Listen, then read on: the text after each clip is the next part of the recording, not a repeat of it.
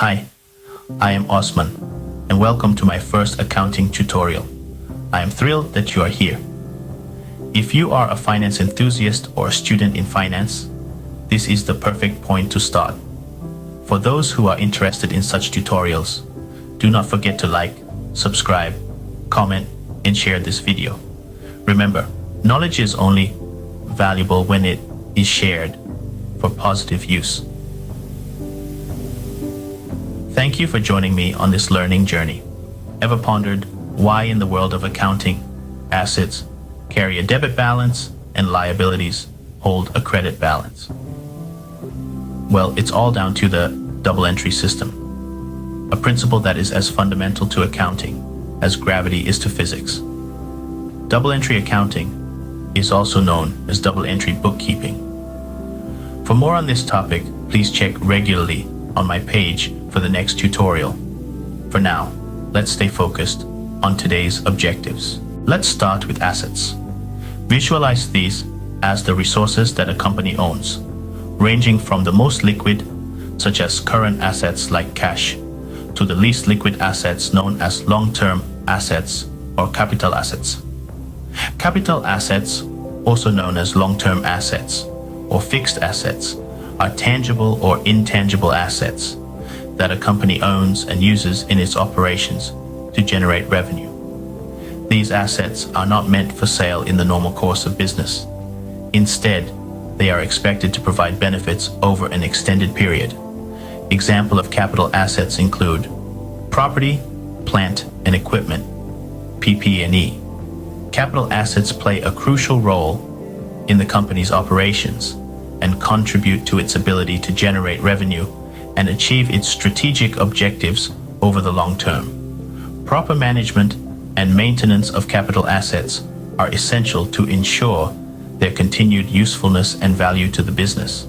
These assets have economic value and can be used to generate future benefits.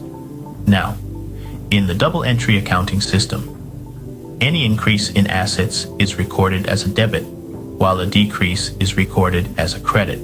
This is why asset accounts have a normal debit balance. So, when an asset like cash increases, it is debited to show that increase. Conversely, when an asset decreases, say cash paid out, the asset account is credited to reflect this decrease. Next, we have liabilities. These are the company's obligations or debts to external parties. Think loans, accounts payable, and accrued expenses. Just like assets, liabilities follow the double entry system, but in a mirror image. Increases in liabilities are recorded as credits and decreases as debits. This is why liabilities have a normal credit balance. When a liability, like borrowing money, increases, it is credited to show this increase. And when a liability decreases, like when a loan is repaid, the liability account is debited to reflect that decrease. Lastly, we come to shareholders' equity. This represents the residual interest in the company's assets after all liabilities have been paid off. It includes common stock, retained earnings, and additional paid-in capital. Shareholders' equity can have both debit and credit balances, depending on the specific components within the equity section. Common stock, revenue, and additional paid-in capital accounts have a normal credit balance, as they represent funds contributed by shareholders to the company. The equity account also includes expense accounts and retained earnings. Expense accounts, the increase in this account has a negative impact on the overall equity, so they have normal debit balances. The retained earnings account, on the other hand, can swing both ways. Net income increases retained earnings, which is a credit, while dividends decrease retained earnings, which is a debit. To wrap it all up, the classification of assets with a debit balance, liabilities with a credit balance, and shareholders' equity with both debit and credit balances is a reflection of the principles of the double entry accounting system.